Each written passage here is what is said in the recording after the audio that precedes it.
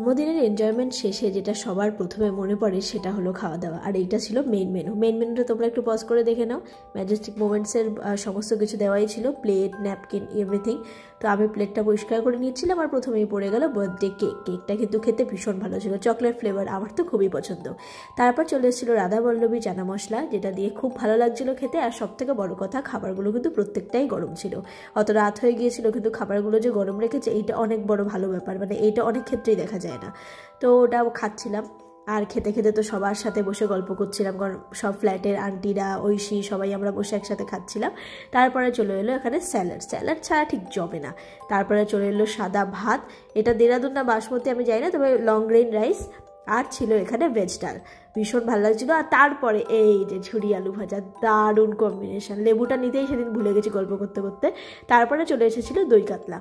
আমি সাধারণত কোথাও গিয়ে মাছ নিই না, আবার সেইখানকার কেন জানি না মাছ খেতে ইচ্ছা করছিল, তাই একটা ছোটো দেখে পিস নিয়েছি। মাছটা কিন্তু খুব ফ্রেশ ছিল। তারপরে চলে এসেছিলো শো স্টপার মাটন দিয়ে খুব সুন্দর খেয়েছি, কিন্তু আমি 2 পিসের বেশি খেতে পারি না। তো দেখো মাটনটা কিন্তু খুব ভালো ছিল, ভীষণ ভালো লেগেছিলো খেতে। মাটন দিয়ে সুন্দর করে ভাত মেখে মাটনটাকে টুকরো টুকরো করে আমি এইভাবেই খাই অ্যাকচুয়ালি। তারপরে চলে এসেছিলো ফ্রুট চাটনি, যেটা চাটনিটা মিষ্টিটা একদম ব্যালেন্স ছিল। আর ছিল এখানে পাঁপড়ের সাথে ডুবিয়ে চাটনি দিয়ে, উফ দারুণ। তারপরে এখানে চলে এসেছিল রসগোল্লা, আর ছিল সন্দেশ আমি খাইনি, রসগোল্লা খেয়েছি, ছিল হাজমোলা, আর লাস্টে ছিল আইসক্রিম।